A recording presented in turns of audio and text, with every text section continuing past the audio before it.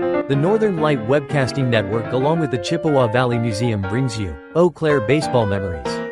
A look at the history of minor league baseball in Eau Claire from 1886 through 1962. And now, today's episode of Eau Claire Baseball Memories. Episode 1 is called Fields and Teams, where we examine the minor league teams that played in Eau Claire and the fields they called home. According to Brian Lancet in his research paper for the Department of History in the University of Wisconsin-Eau Claire, called Celebrity and Controversy, professional baseball in Eau Claire before 1900, during the aftermath of the Civil War, a new form of popular entertainment made its way onto the fields of Eau Claire and into the hearts of its citizens. Baseball reached its pinnacle in popularity in 1885 when the Eau Claires, the city's first professional team, took to the diamond. The team was avidly followed and supported by local fans and by the local press. When most people think about minor league baseball in Eau Claire, the first ballpark that comes to mind is Carson Park. But actually, Carson Park is the fourth ballpark to host minor league baseball. By 1885, baseball, which had been in Eau Claire since 1867 as an organized sport, had evolved into a serious business venture in Eau Claire. The Eau Claire Baseball Association was incorporated at $5,000 to run the baseball operations and control the baseball grounds. So, the newly founded organization worked quickly to obtain land to construct the city's state-of-the-art ball field. On May 9th, the ECBA leased a tract of land from the city just south of the gas works, which were located near the playground area in present-day Owen Park. That tract of land was located between Niagara Street and Broadway in what is now Owen Park. The present-day band shell would have been on the edge of the ball field. That first minor league field played host to the Eau Claire Lumbermen, who were also called the Eau Claires in 1886, and continued to host the Eau Claires in 1887. The Lumbermen or Eau Claires of 1886 ended the season with a record of 43 wins and 36 losses, finishing second in the Northwestern League. In 1887, the Eau Claires ended the season with a record of 38 wins and 85 losses, finishing 8th in the league. The team folded following the 1887 season, and professional baseball left Eau Claire until 1906, and there is no further record of the ball field near the gas works from that point on. Baseball wasn't dead in Eau Claire, it's just that amateur baseball had replaced professional baseball. A new field was needed. What is now Eau Claire's 3rd Ward neighborhood, just east of the UW Eau Claire campus, was once occupied by a driving park. A racetrack was built in 1874, and over the years the area was also used for baseball, circuses, and even Buffalo Bill's Wild West show. The driving park field became the home for 4 different minor league teams. In 1906, the Eau Claire Orphans formed and were part of the Wisconsin Association. The Orphans finished their one and only season with a record of 44 wins and 71 losses. In spite of that subpar record, the Orphans sent 3 players to the major leagues. Replacing the Orphans in 1907 were the Eau Claire Tigers. The Tigers also lasted only one season, but had a much more successful season, compiling a 62-win and 56-loss record. Art Watson from the Tigers played Major League Ball with the Brooklyn Tip-Tops and the Buffalo Blues. The third team to call Driving Park Field home were the Eau Claire Cream Puffs, who took the field in 1909. They finished that 1909 season with 62 wins and 57 losses, which placed them second in the Minnesota-Wisconsin League. The Cream Puffs Jack Kading played Major League Ball with the Pittsburgh Pirates and Chicago Chi-Feds. In 1910, the Cream Puffs changed their name to the Eau Claire Commissioners. In their 3 seasons, the Commissioners posted a 157-win and 118-loss record. The Commissioners also produced 3 players who competed at the Major League level, including Eau Claire's first Major League Hall of Famer in Burley Grimes, who we will feature in an upcoming episode. By the mid-1920s, the driving park had run its course and the grandstand was demolished in 1926, and the athletic facilities made way for houses. Yet some evidence of the past remains. The curve where McKinley and Roosevelt Avenues connect follows the old racetrack's path. Professional baseball took another 21-year hiatus in Eau Claire following the demise of the Eau Claire Commissioners. In 1932, Eau Claire was part of the newly organized Northern League. The league consisted of 8 teams and had set a schedule of 126 games from May through Labor Day. However, 2 days before the season opener, the league decided they were not ready to operate. The teams were left to play exhibition games with amateur teams on the best terms that could be arranged. David Quinn attended the league meeting and agreed to join the league by paying the $50 deposit. Since he had no field at which to play home games, he approached local contractor, L.G. Arnold, to build an 8-foot-high board fence around a piece of very soft sandy ground which he was able to rent from the Chapel estate and called it Chapel Field. The field had a skin infield, in other words, all sand, and the outfield grass, if not kept short, was full of sandburrs. The field was located between Dell's Pond and present-day Star Avenue at the site of the current VFW Hall. The grandstand seated about 1,100 spectators and the park could accommodate around 2,000. Therefore, 900 spectators were left to stand. There were no lights, so teams played twilight games beginning at 4 or 4:30. The first team to play at Chapel Field were the brand new Eau Claire Cardinals. They were managed by former Major Leaguer Johnny Mostill. The Cardinals posted a record of 52 wins and 45 losses, which placed them fourth in the Northern League. Stable ownership was not a feature of this team. According to Stat Crew, the team went through a name metamorphosis. Somewhere around 1934 to 1935, the team became known as the Muskies and posted a record of 54 wins and 63 losses. By the end of 1935, the team had become the Eau Claire Bears and played at Chapel Field through the 1936 season.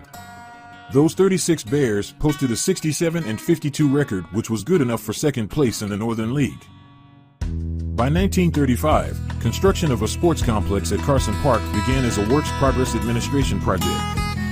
The complex included a baseball stadium, football stadium, and tennis courts. By 1937, the baseball stadium was complete and the Bears moved in. The first game was played in the stadium on May 4, 1937, in a Northern League game between the Eau Claire Bears and Superior Blues. The stadium was home to the Bears from 1937 through 1953. In 1954, the Bears changed their name to the Eau Claire Braves, reflecting their farm team relationship with the Milwaukee Braves, who had just moved from Boston. While at Carson Park, the Bears posted an .869 and .803 record, winning around 52% of their games. By 1954, the Boston Braves had moved to Milwaukee and the Eau Claire Bears were an affiliate of the Braves, so a name change was in order. The Bears became the Eau Claire Braves in 1954. They would stay the Braves until minor league baseball in Eau Claire ceased operation following the 1962 season. In their 9 seasons, the Braves compiled a .587 and .540 record, and like their former iteration, won 52% of their games. That final 1962 version of the Braves had a 65 and 59 record, which placed them third in the Northern League, but qualified them for the playoffs. The Braves defeated the Aberdeen Pheasants 2-0 to win the league title. Throughout their history, the Eau Claire Bears sent 33 players to the major leagues, including Hank Aaron and Western Wisconsin native Andy Pafko, who we will feature in upcoming episodes. The Braves sent 17 players to the big leagues, including Joe Torre and Bob Uecker, who we will also feature in upcoming episodes. Other notables who played at Carson Park who went to the major leagues would include Patsy Garrity, Wes Westrom, Vic Johnson, Chuck Tanner, Billy Bruton, Wes Covington, Johnny Gorel, Lee May, Hank Aaron's brother Tommy Aaron, and Rico Cardi. That was the last pitch of the Northern Light Webcasting Network along with the Chippewa Valley Museums, Episode 1 in the series Eau Claire Baseball Memories.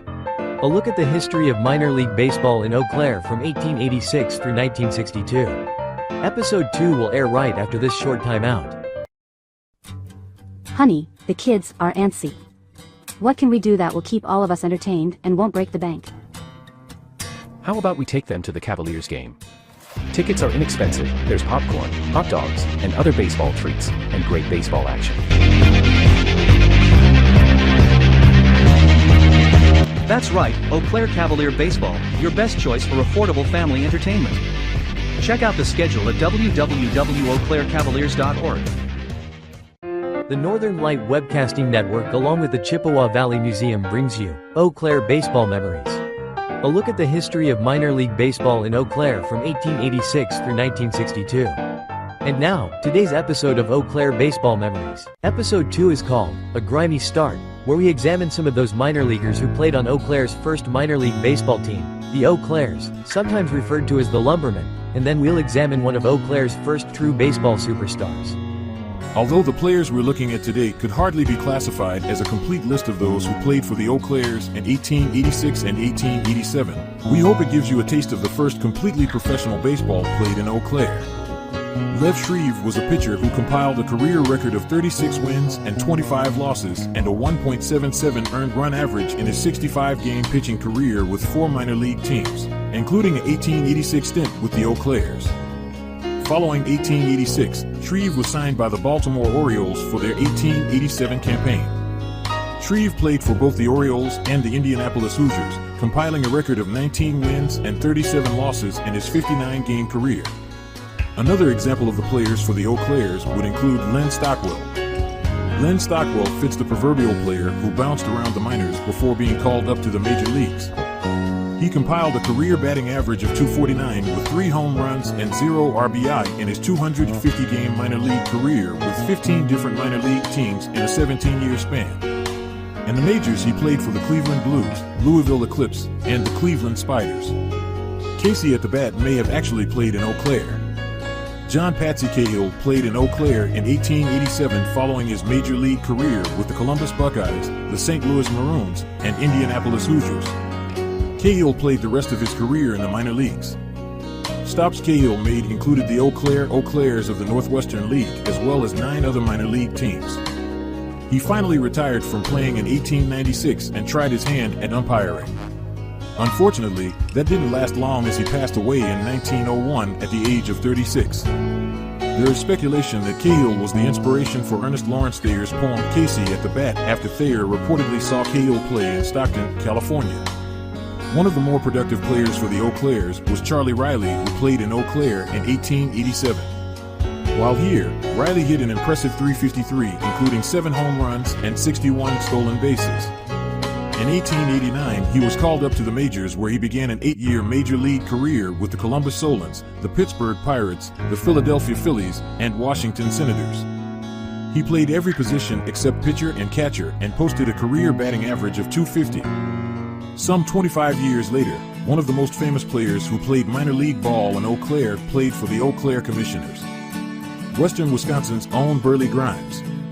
Grimes was born in Emerald, Wisconsin on August 18, 1893, and went to high school and played high school baseball in Clear Lake, Wisconsin.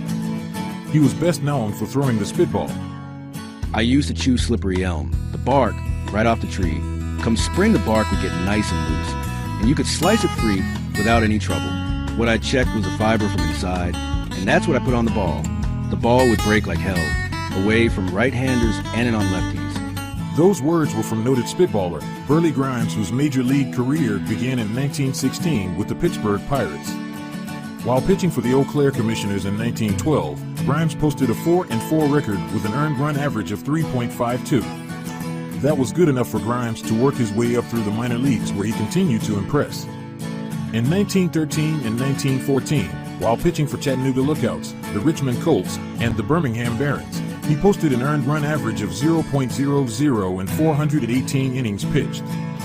Grimes finally got called up to the majors when the Pittsburgh Pirates came calling in 1916. In 2 seasons with the Pirates, Grimes would accumulate a 5-19 record. That led to a departure from the Steel City. The Pirates traded Grimes to the Brooklyn Robins, which would later become the Brooklyn Dodgers, and he immediately dispelled any doubts about his ability to pitch. Grimes' first season with the Robins was impressive as he racked up a 19-9 record. He would play 8 more seasons in Brooklyn, totaling an additional 139 wins while leading the National League in complete games 3 times, 1921, 1923, and 1924, innings twice, 1923 and 1924, as well as wins in 1921 and strikeouts also in 1921. It was during this period that Major League Baseball banned the spitball, but allowed Grimes and 16 other pitchers to continue utilizing the pitch. The final 8 years of Grimes' career was spent on the move, as he played for the New York Giants, Pittsburgh Pirates, Boston Braves, St. Louis Cardinals, Chicago Cubs, and New York Yankees. His most noteworthy effort came in his second stint with the Pirates in 1928, when he again paced the National League in wins with 25, games appeared with 48, complete games at 28, and innings pitched. In 1931, as a member of the St. Louis Cardinals, Grimes claimed his first and only championship as he won both of his starts in the World Series versus the Philadelphia Athletics. After his playing career ended in 1934, Grimes would go on to manage in the major leagues, leading the Dodgers in 1937 and 1938. Grimes was the first Eau Claire minor leaguer to be elected to the Major League Baseball Hall of Fame in Cooperstown, New York. He was elected to the Hall in 1964. Coming up in the next episode, we'll look at Andy and the Hammer. That was the last pitch of the Northern Light Webcasting Network along with the Chippewa Valley Museums, Episode 2 in the series Eau Claire Baseball Memories. A look at the history of minor league baseball in Eau Claire from 1886 through 1962. Episode 3 will air right after this short timeout. Let NLWN-TV take you out to the ballgame.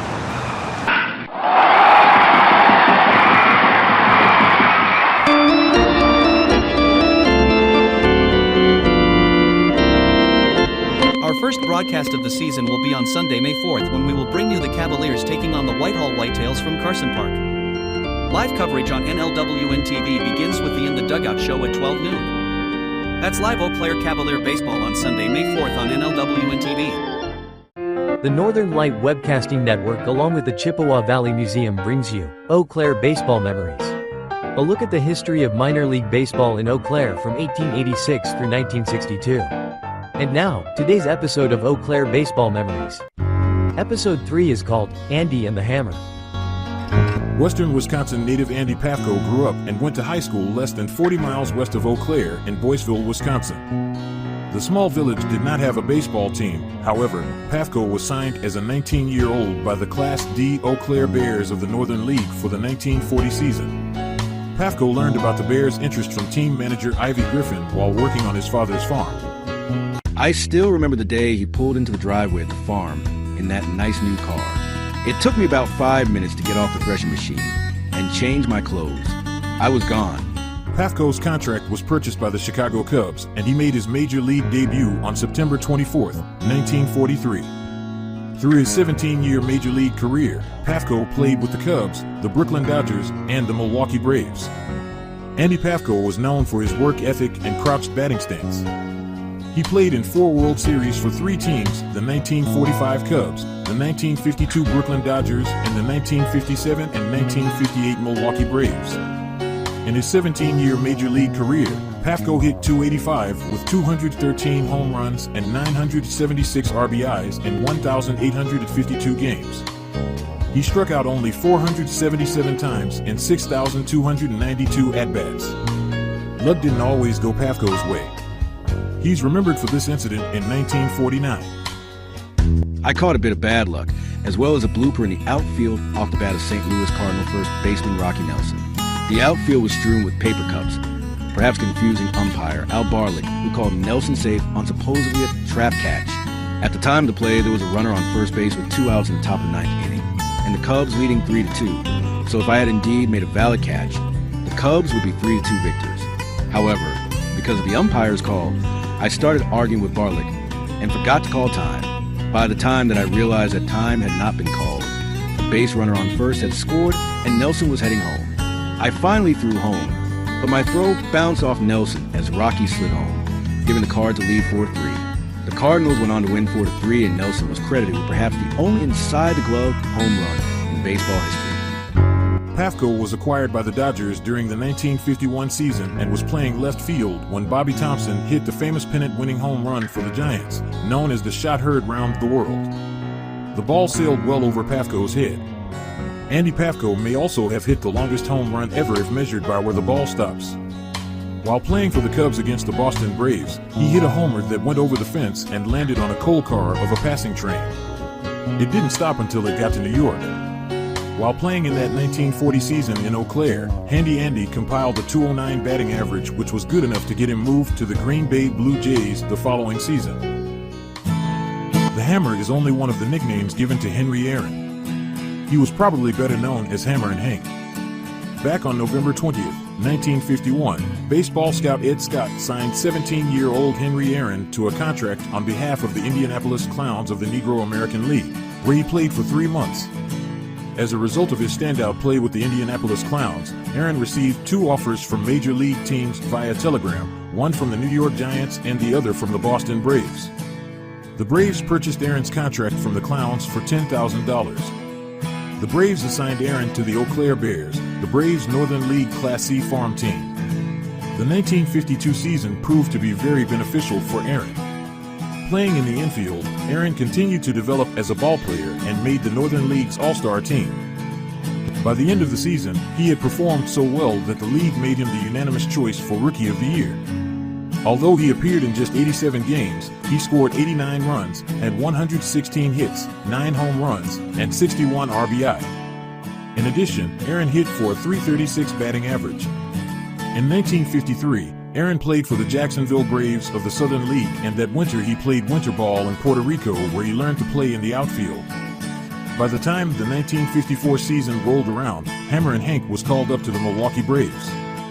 Hank Aaron compiled a career batting average of .305 with 755 home runs and 2297 RBI in his 3,298-game career with the Milwaukee Braves, the Atlanta Braves, and the Milwaukee Brewers. Aaron was elected to the Baseball Hall of Fame in 1982. On April 8, 1974, Aaron did the unimaginable when he broke Babe Ruth's record for career home runs as he hit number 715 off the Los Angeles Dodgers' Al Downing. It was shortly after Hank Aaron's record-breaking home run that Georgia Congressman Andrew Young declared, "Through his long career, Hank Aaron has been a model of humility, dignity, and quiet competence." He did not seek the adoration that is accorded to other national athletic heroes, yet he has now earned it. The city of Eau Claire has erected a statue of Henry Aaron right outside of the Carson Park Baseball Stadium to commemorate Aaron's start with the Braves organization by playing in Eau Claire.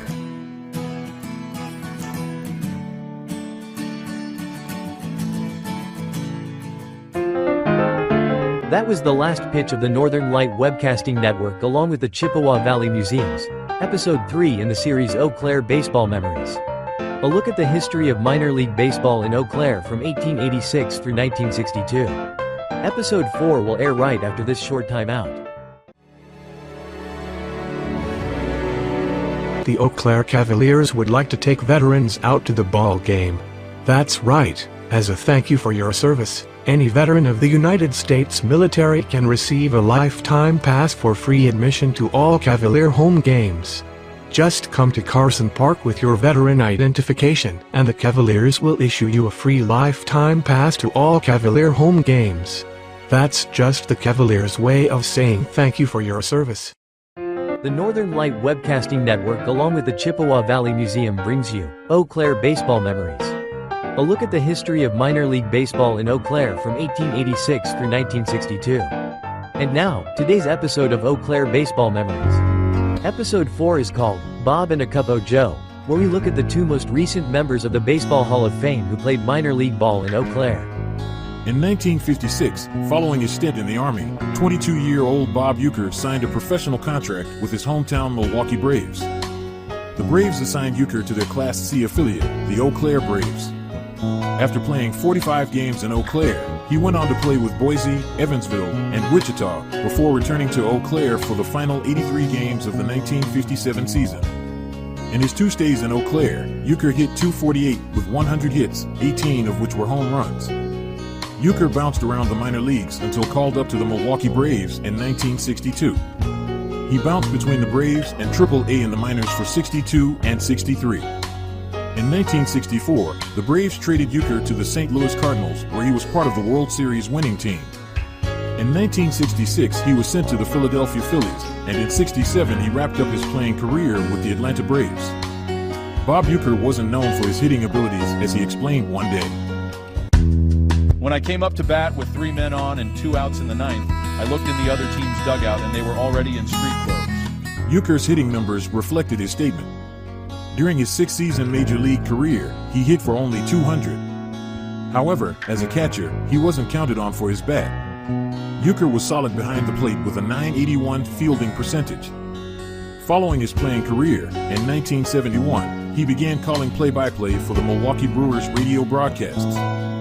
Uecker's tenure as a Brewers broadcaster for 54 seasons was the second longest continuous tenure with one team among active Major League Baseball announcers prior to his death. Uecker's final broadcast was Game 3 of the National League Wild Card Series between the Milwaukee Brewers and New York Mets on October 3, 2024. In addition, Uecker had an acting career. He is probably best known for his role in the TV series Mr. Belvedere and as the iconic Harry Doyle in the movie Major League, as well as the sequels. It was while playing Harry Doyle that Euchre delivered one of his best-known pitch calls.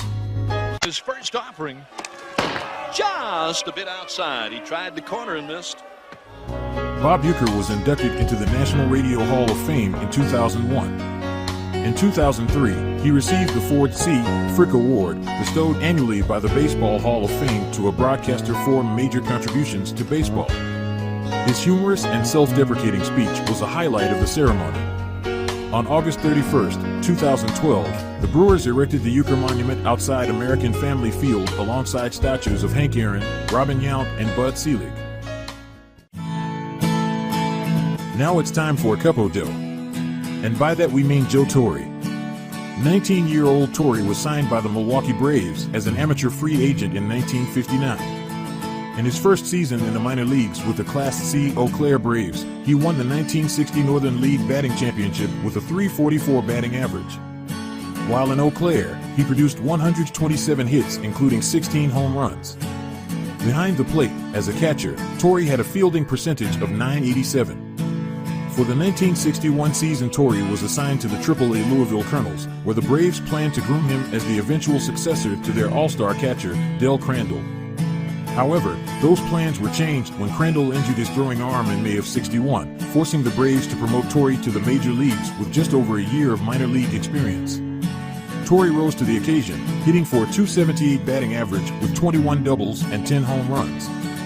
Torre had a breakout season in 1964, and for the next 4 years delivered over 20 home runs each season. In 1969, he was traded to the St. Louis Cardinals, where he spent the next 6 seasons splitting time between catching, first base, and third base. In 1970, his offensive statistics continued to improve as he hit 21 home runs with 100 runs batted in and finished second to another former Eau Claire Brave, Rico Carty, for the National League batting title with a .325 batting average. In 1975, Torre began a 3-year stint with the New York Mets. In 1977, the Mets fired manager Joe Frazier and named Torre as their player manager. Torre was the second of 3 player managers in the 1970s. Torre retired as a player following the 1977 season, but continued as a manager for the Mets, the Atlanta Braves, the St. Louis Cardinals, the New York Yankees, and the Los Angeles Dodgers. Joe Torre was a baseball manager for 29 years, winning 2,322 games, losing 1,995 games, and a career managerial winning percentage of .537. During his managerial time with the Yankees, Torre led the Bronx Bombers to 4 World Series titles. Torre appeared in the Major League Baseball All-Star Game 15 total times as a player or as a manager, with his teams going 13-1-1. During his playing career, he was always on the National League squad, going 8-1. Each time he was manager, it was for the American League, with those teams going 5-0-1. Joe Torre was elected to the Major League Baseball Hall of Fame in Cooperstown, New York in 2014.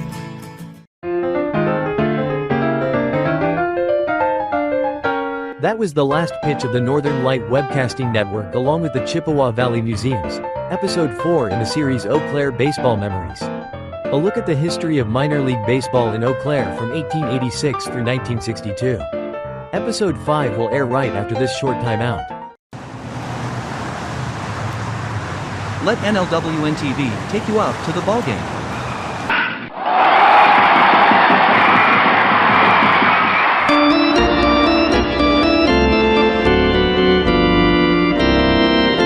Our first broadcast of the season will be on Sunday, May 4th, when we will bring you the Cavaliers taking on the Whitehall Whitetails from Carson Park.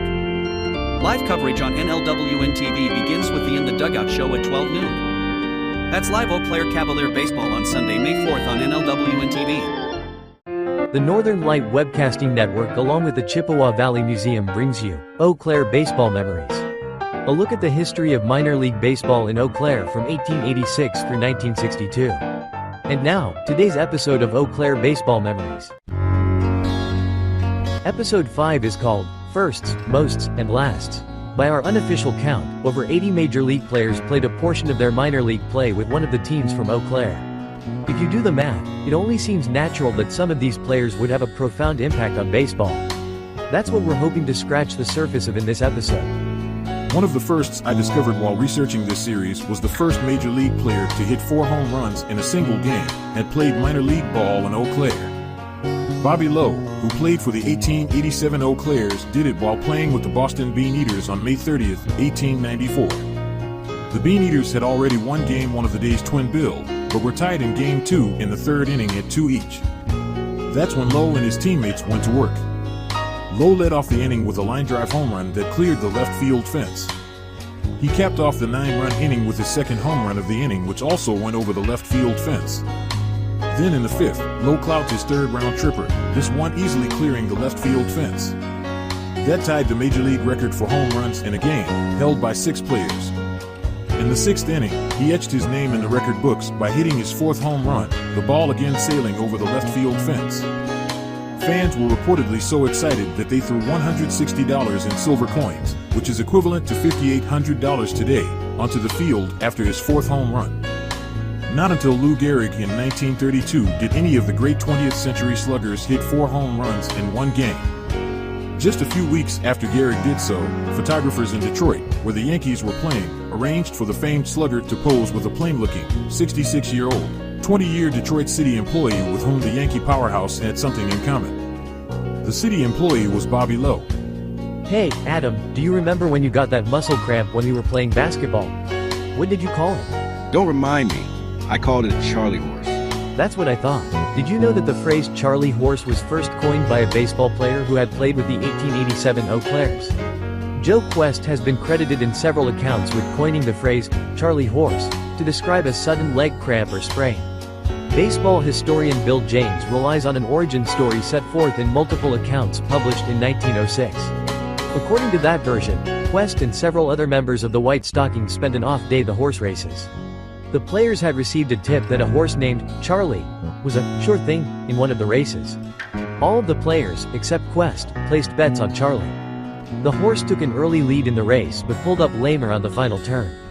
Quest, who had been teased for not betting on the horse, reportedly yelled to the other players, "Look at your Charlie horse now." The next day, while running to second base, Chicago outfielder George Gore pulled up with a strain, much as the horse had done. The incident is reported to have prompted Quest to proclaim, "There's your old Charlie horse."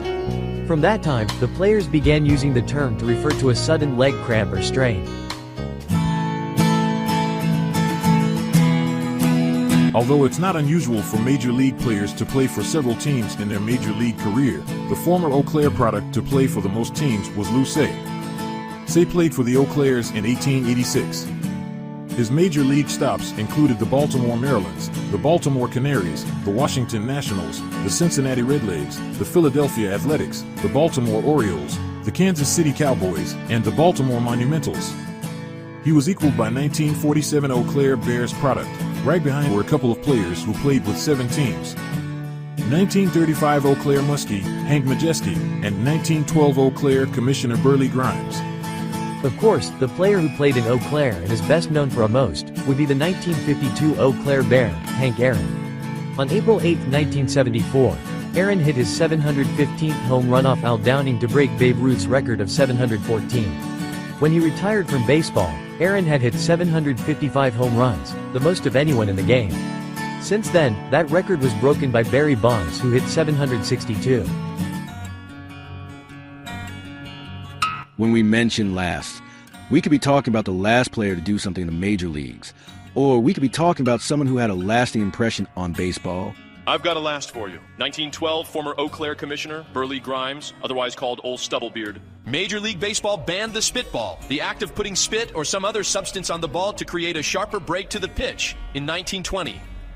To avoid a complete disruption of the game, a group of 17 existing spitballers, including Grimes, were grandfathered in and allowed to continue throwing the pitch legally until they retired. Old Stubblebeard threw the last legal spitball in Major League Baseball in 1934 with the St. Louis Cardinals. Another last is the lasting contribution of John Patrick Cahill, who played in Eau Claire in 1887. He became part of baseball lore when he is believed to have been the inspiration for Ernest Lawrence Thayer's poem, Casey at the Bat, after Thayer reportedly saw Cahill play in Stockton, California. What a better way to close out this series than with Ernest Lawrence Thayer's poem, Casey at the Bat.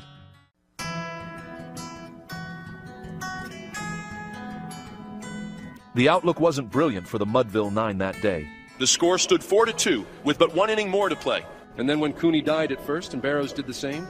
A sickly silence fell upon the patrons of the game.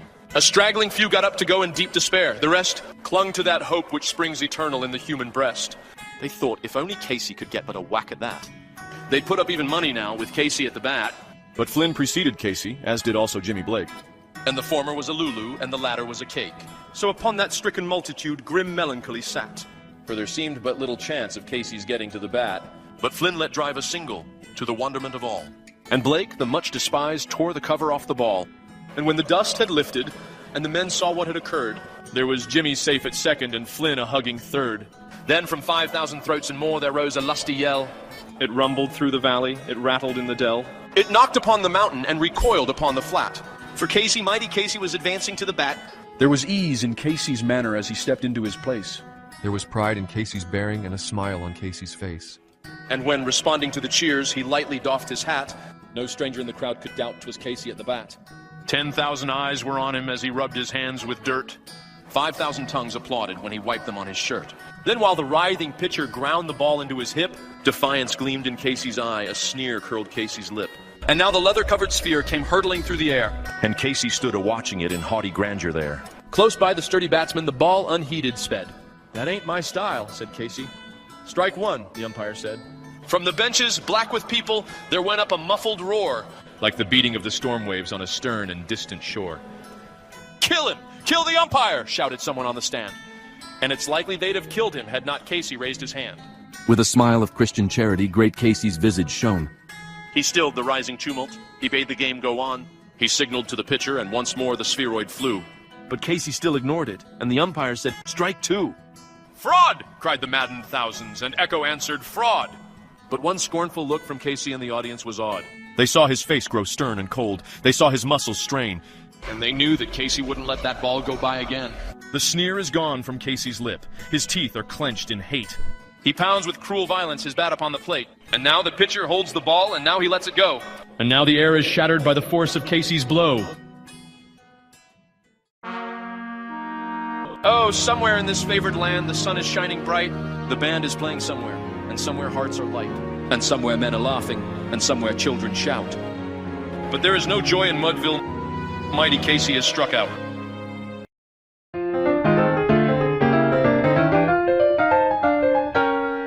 That was the last pitch of the Northern Light Webcasting Network along with the Chippewa Valley Museums, Episode 5 in the series Eau Claire Baseball Memories. A look at the history of minor league baseball in Eau Claire from 1886 through 1962. We hope you've enjoyed this series as we look back at the rich history of baseball in Eau Claire.